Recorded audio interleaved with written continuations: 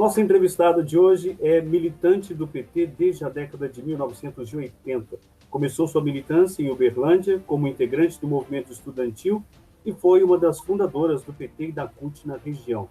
Presidiu o Sindicato dos Bancários de Belo Horizonte por 2 mandatos, foi candidata a deputada estadual em 98, vereadora por Contagem em 2000. Em 2004, foi eleita a primeira mulher a governar a cidade, sendo reeleita em 2008. Marília Campos é também psicóloga formada pela Universidade Federal de Minas Gerais, deputada estadual e pré-candidata a prefeita de Contagem. Marília, prazer imenso entrevistá-la. Seja bem-vinda à Rede CBU Notícias, levando esclarecimentos nesse momento de pré-candidatura.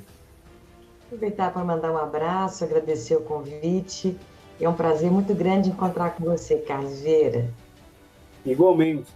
Marília, você deixou a prefeitura de Contagem com um alto índice de aprovação, cerca de 70%, não me recordo bem a porcentagem, mas era um índice considerável. Mas de lá para cá, muita coisa mudou no cenário político, não só da cidade, mas do Brasil, do nosso estado de Minas Gerais.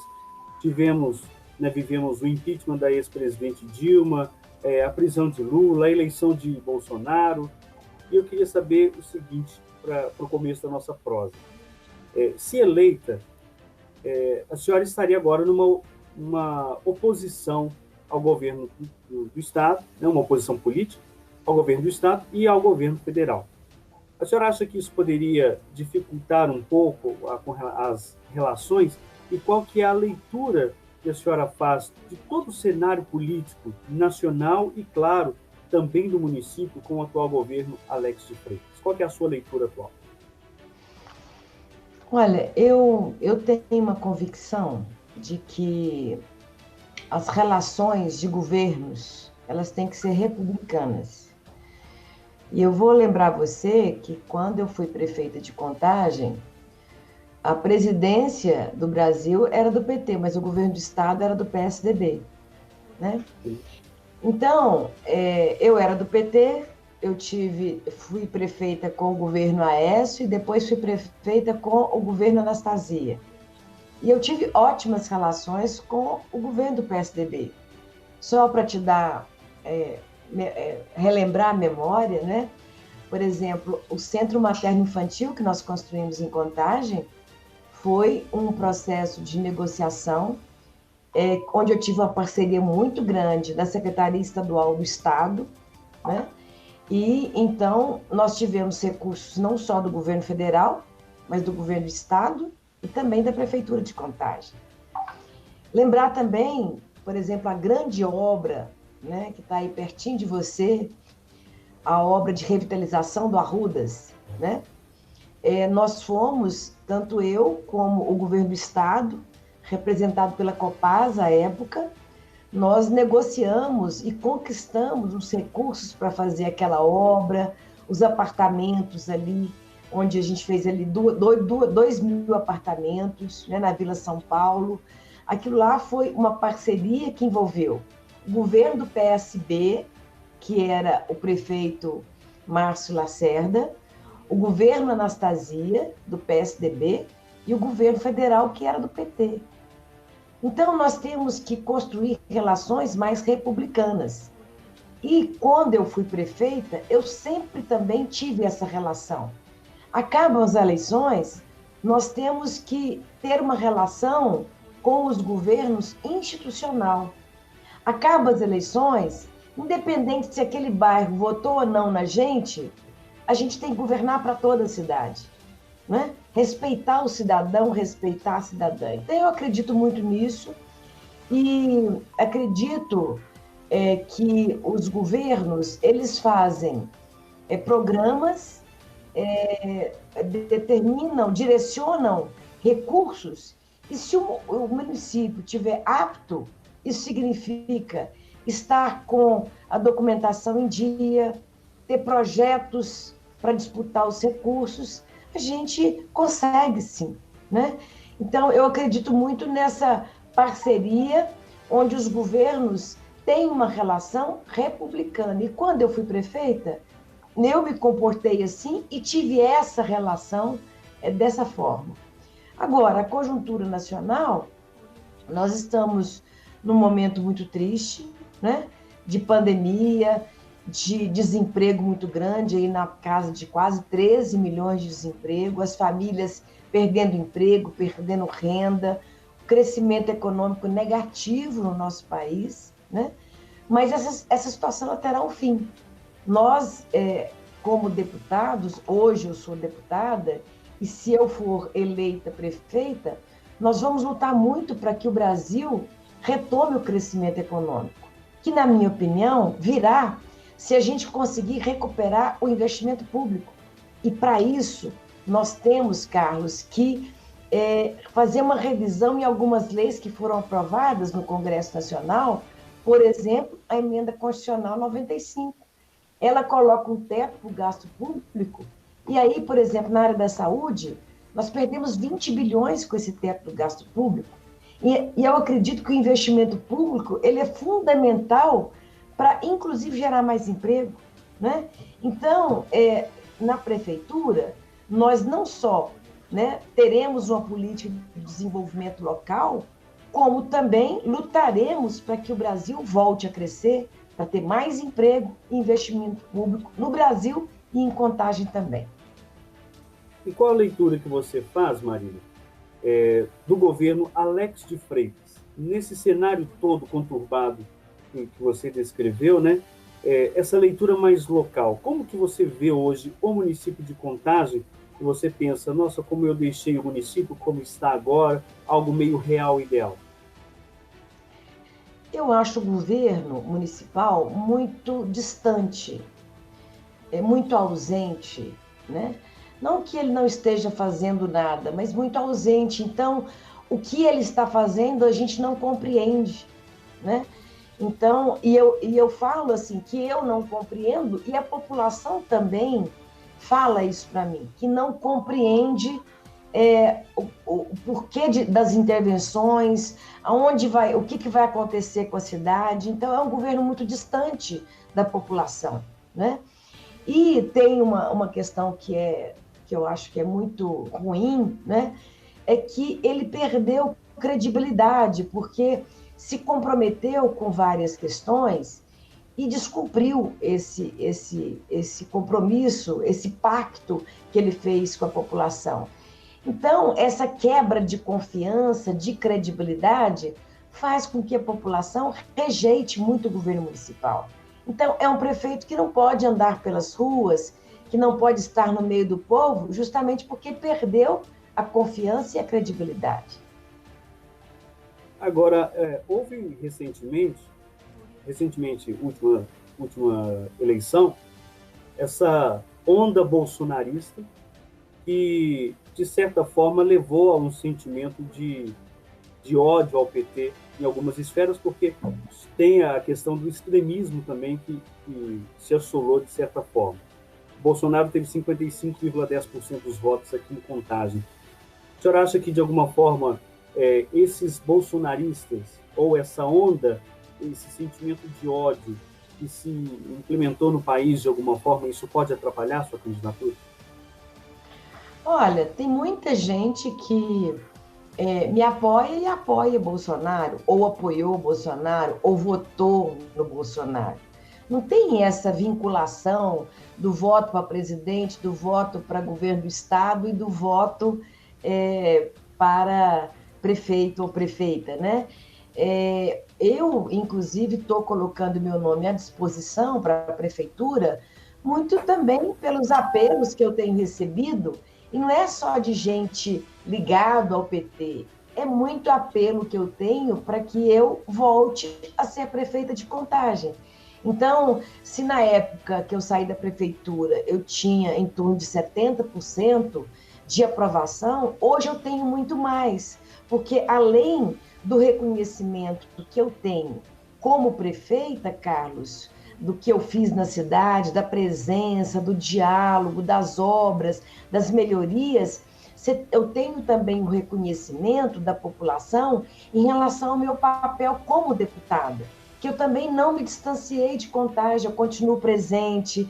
Nós fizemos uma lei, por exemplo, que transformou o Parque Fernão Dias numa área de preservação ambiental, então nós vamos lutar muito para que ele seja devolvido para a população, né? Eu tenho sido uma deputada que tem lutado muito contra os privilégios da política. Eu, por exemplo, consegui acabar com a aposentadoria especial dos parlamentares mineiros, né? Eu devolvo verbas parlamentares, totalizando aí R$ 740 mil. Então, a população tem um reconhecimento muito grande do meu trabalho também no Legislativo. Então, o fato das pessoas terem votado ou apoiar, eu acho que não impede que tenham um reconhecimento da importância que eu tive e que eu continuo tendo na cidade. Dentre as várias mudanças, Marília, que nós comentamos, Contagem passou pela mudança com relação ao IPTU. Durante toda a sua vida pública, né, acho que Contagem sempre ficava naquela discussão IPTU e FUNEC de graça, IPTU e FUNEC de graça. E eu acho que nesse pleito, mais do que nunca, o IPTU volta ao centro das discussões, porque foi aprovada, né, recentemente no último governo, né, a volta dessa cobrança do IPTU. E certamente isso vai ser muito perguntado para você. O que fazer com o IPTU daqui para frente? Afinal de contas, é possível voltar isenção? Não é? Reduz a taxa, não reduz? Como que, no seu caso, sendo eleita novamente, como proceder com o IPTU com essa nova realidade?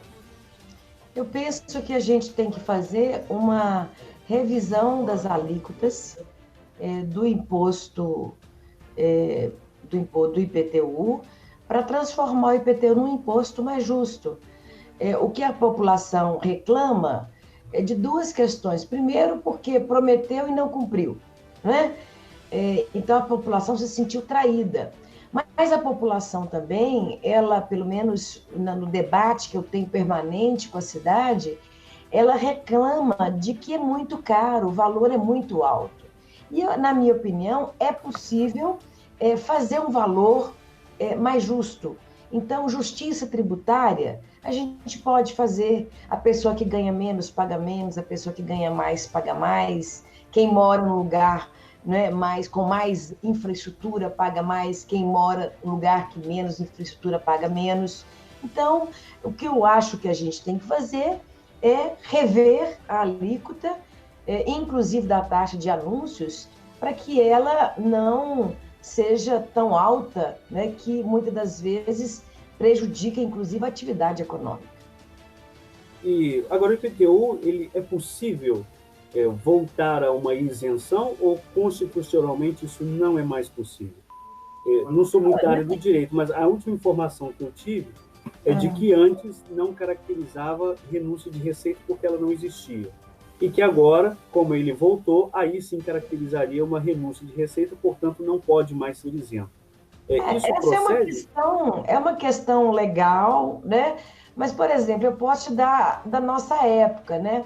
Como é que eu mantive a isenção do IPTU? Porque a gente também era cobrado pelo Ministério Público, né?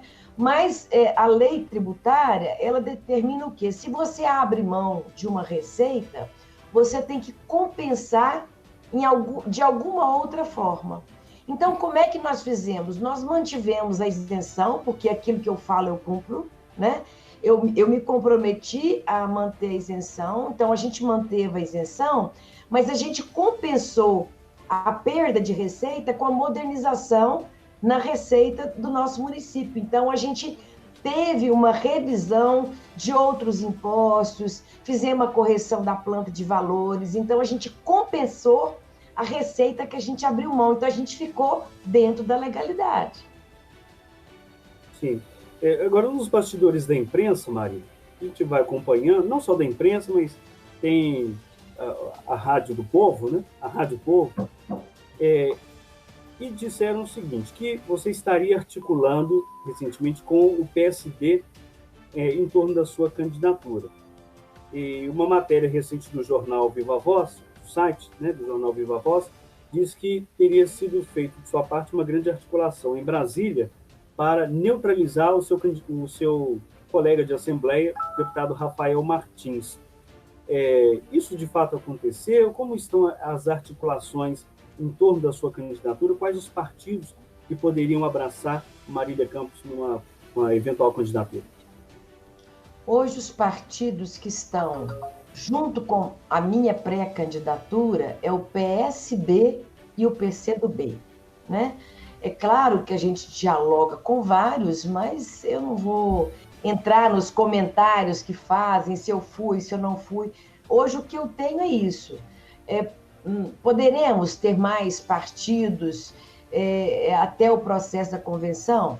Pode, mas hoje o que eu tenho é isso, é com esses dois que eu tenho discutido, inclusive, a nossa proposta de programa de governo que a gente vai discutir no processo eleitoral. E quem seria o vice de Marília Campos? Já está definido? Não, não está definido, a gente tem conversado com várias pessoas, mas eu acho que a gente pode aguardar mais um pouquinho. Eu quero ter um vice que não só some do ponto de vista eleitoral, que seja agregue, né?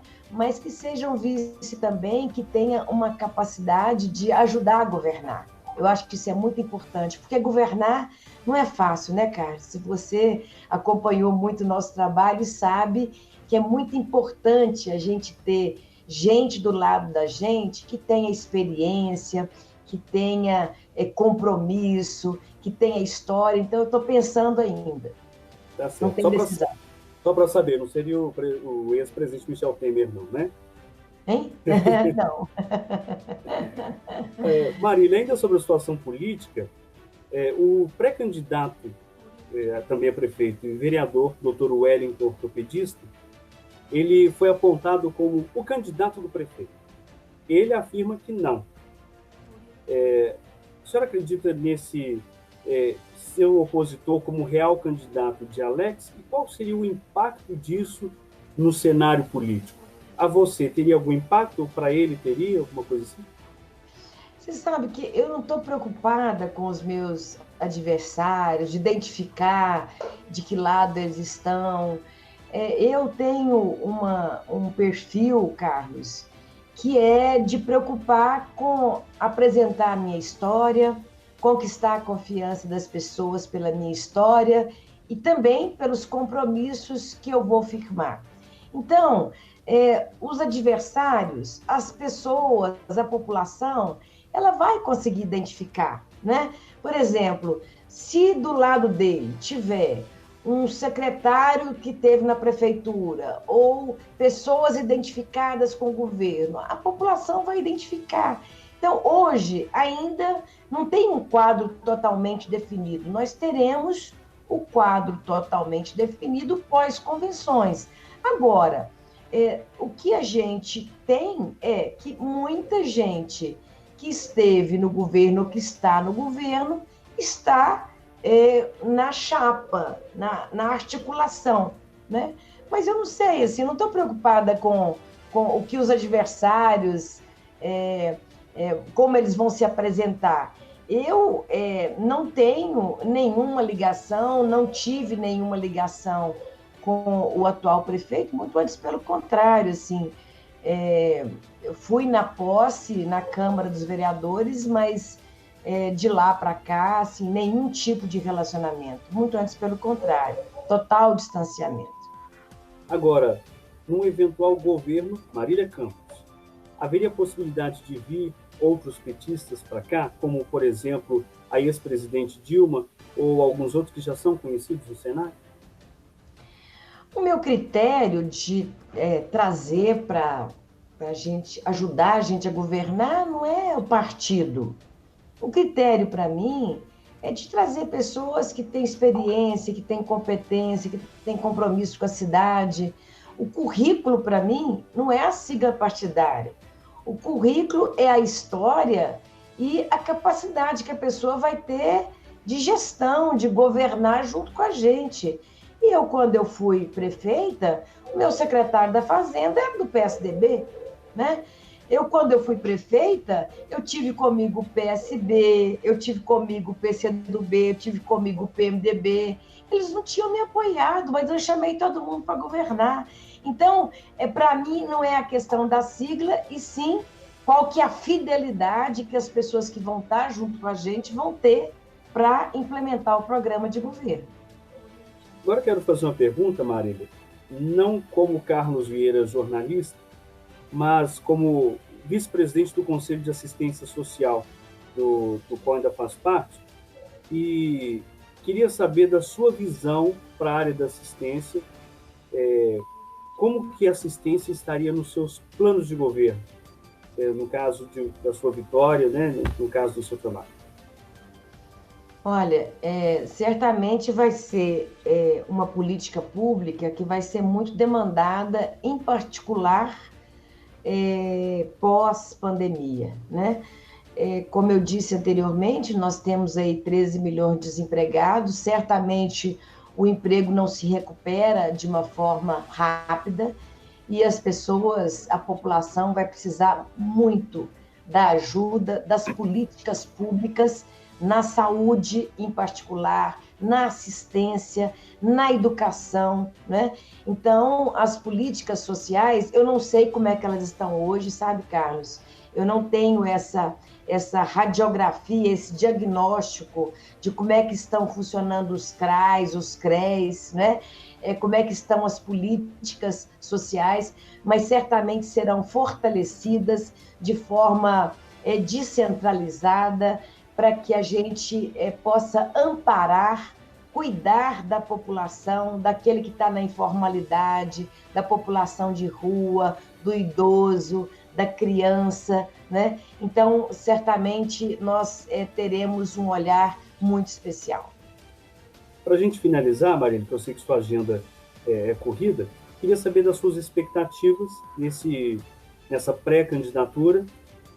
Como tem sido essa preparação, as conversas com as lideranças, e principalmente nesse período de pandemia que fez com que todo mundo se reinventasse, inclusive os pré-candidatos, porque não pode mais ter aquele corpo a corpo, aquele contato direto, apenas, né, internet e outros meios. Como que tem sido essa preparação e essas conversas? É o que a gente está fazendo aqui, né? Nesse contato virtual, e é o que eu estou fazendo. Eu faço reuniões territoriais, temáticas, converso com a população para discutir a realidade do território, do bairro, as demandas, mas também para me comprometer, né? Converso com os segmentos da educação, da saúde, da assistência, para pegar um diagnóstico, mas também para, nessa fase, as pessoas estão me ajudando a elaborar muito o programa de governo, que são os compromissos que nós vamos assumir na cidade, né? Então, as reuniões estão sendo muito representativas, né? Agora mesmo terei uma, e nessa fase de pré-campanha ainda são reuniões fechadas, mas no processo de campanha, até comício virtual nós faremos, né? Então, eu não vou me sentir impedida de relacionar com as pessoas, não é presencial, não será, mas será virtual, mas pode aguardar que o carro de som, nós estaremos nele, porque no carro de som a gente pode andar com máscara, com microfone, né? Sem incorrer em qualquer risco, né, de contaminação, mas vamos apostar muito no virtual e também carro de som.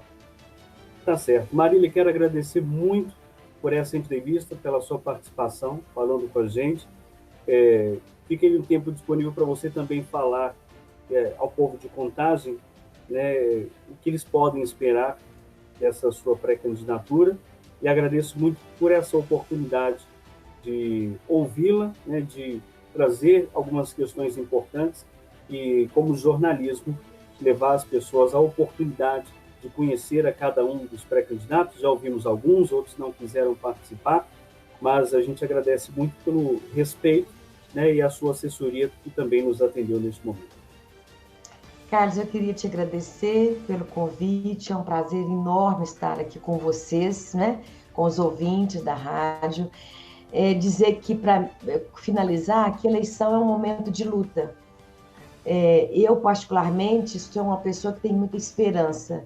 Esperança de que a gente supere esse presente que tem provocado tanta dor, tanto sofrimento, né? Seja por causa da pandemia, seja por causa das questões sociais, mas o processo político, por ser um momento de luta, nós podemos construir uma nova realidade. Eu espero que a população escolha uma nova realidade onde a gente tenha uma cidade mais alegre e mais justa. Então, eu termino dizendo isso, deixando o meu abraço virtual para você e para todos os que nos ouvem nesse dia. Muito obrigado. Vocês acompanharam, então, hoje a deputada Marília Campos, pré-candidata a prefeita de Contagem neste ano de 2020.